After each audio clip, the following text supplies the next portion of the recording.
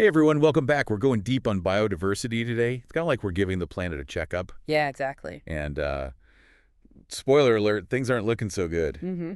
We're looking at this LA Times article all about this UN summit, Right. COP16. It's happening right now in Colombia. Yep, that's the one. And they're trying to figure out how to, save nature. Basically, yeah, COP16 stands for the 16th Conference of the Parties to the Convention on Biological Diversity. So Wow. it's basically all the world leaders getting together to make plans for protecting nature. Okay, so saving nature, that sounds pretty important. Yeah, no kidding, the stakes are super high. So this article mentions over 1 million species are at risk of extinction. A lot, yeah. 1 million, that's hard to even imagine. Aren't crazy, right? To put that into perspective, it's like losing an area of tropical forest the size of 10 soccer fields every minute. Every minute, uh-huh. And this isn't some far-off problem either. No, it's not. This affects all of us. It really does. I think people forget that it's easy to get lost in the numbers, but biodiversity loss, it has a direct impact on our lives. Yeah, totally. Think about it. Over half of the world's GDP relies on nature. Whoa, really? Yeah. Our food, the air, we breathe clean water, all of that depends on a healthy, diverse ecosystem. That's a good point, and the article mentioned the Amazon rainforest. Right. The lungs of the planet. Right. It's apparently nearing a tipping point. Yeah, it is. It's a critical situation. That sounds kind of terrifying, honestly. Well, it is, and it all comes back to this idea of biosphere tipping points. Okay. Think of it like a Jenga tower. Oh, okay. I like that analogy. You pull out a few blocks, no big deal, Yeah, right? right. But eventually you take out just one more block, Oh. and the whole thing collapses. Yeah. Ecosystems, they work the same way. They're all interconnected. Oh, so if we push them too far. Exactly. We risk triggering this domino effect. Oh, wow. Yeah, and it could lead to irreversible damage. So at COP15 a couple years back, there was all this talk about the 30 by 30 goal. Right. Protecting 30% of land and water by 2030. Exactly. Yeah.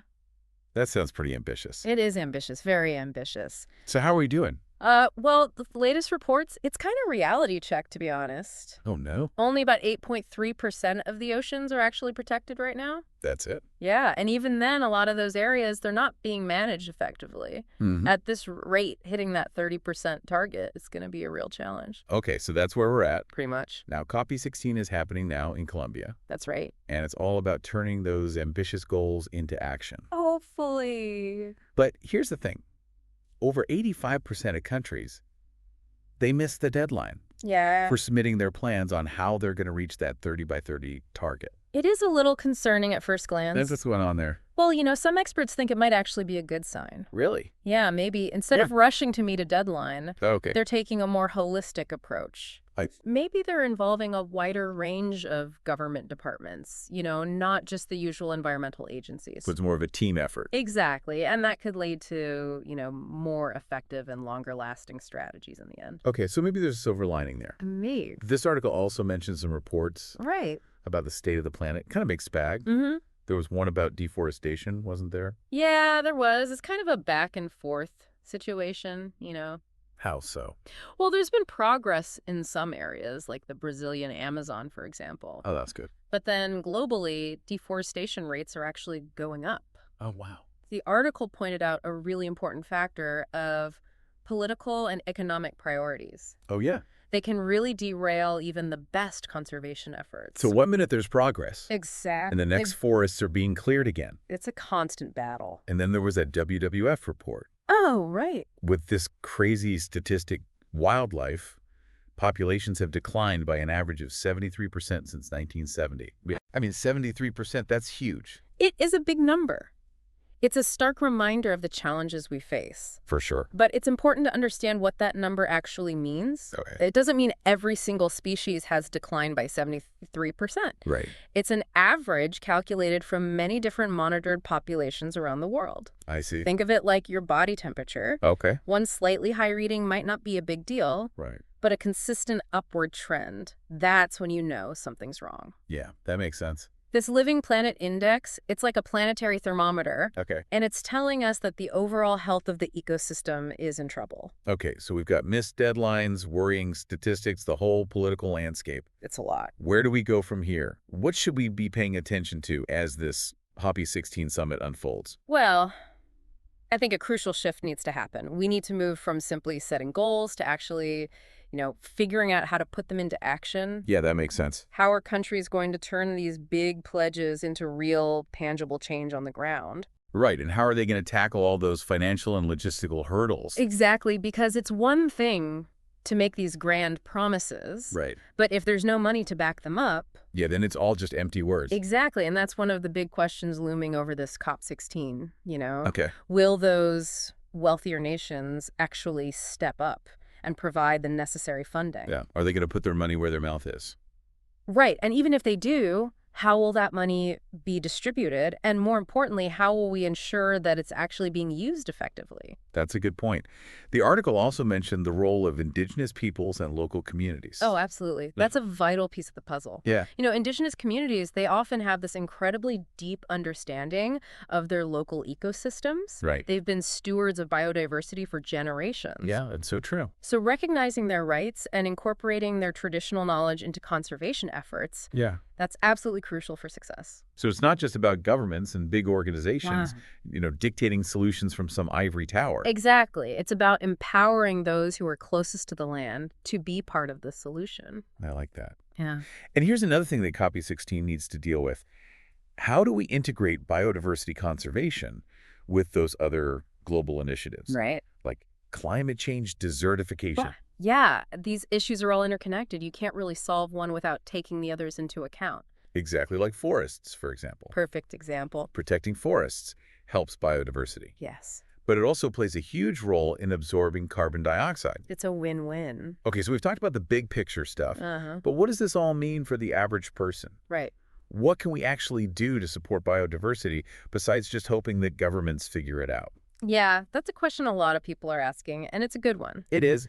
While international agreements and government policies are essential, Of course. individual actions can absolutely make a difference. Okay, so like what?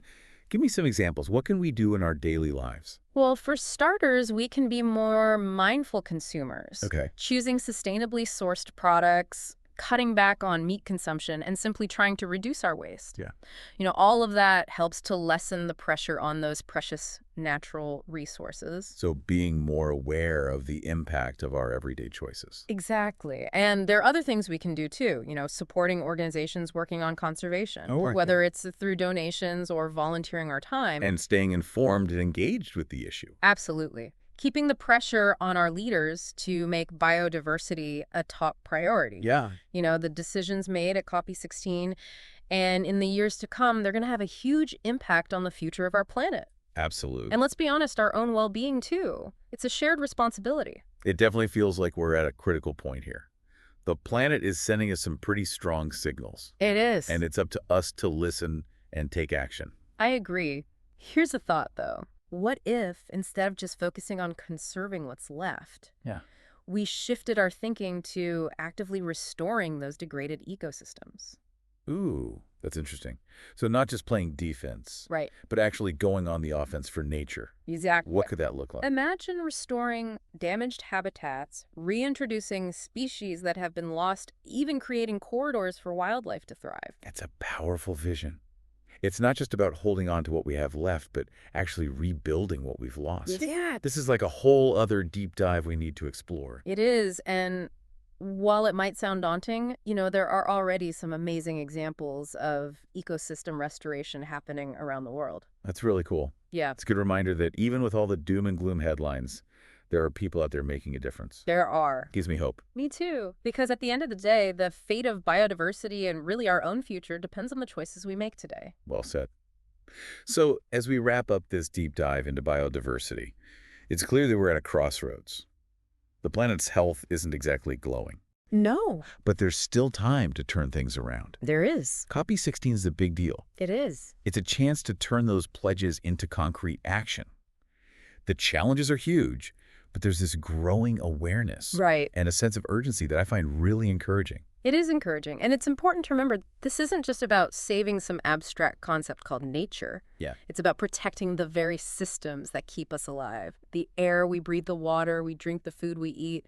The future of biodiversity is inextricably linked to our own well-being. So for our listeners out there, we've talked about conscious consumption, supporting conservation efforts, staying informed. Mm-hmm. What else? What would you leave them with to think about as they go about their day?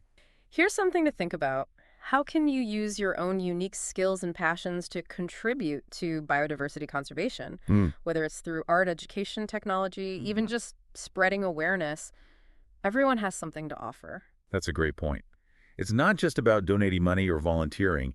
It's about finding those creative ways to weave conservation into our everyday lives. Exactly. So to our listeners out there, we urge you to stay informed, stay engaged, and most importantly, find your own way to make a difference.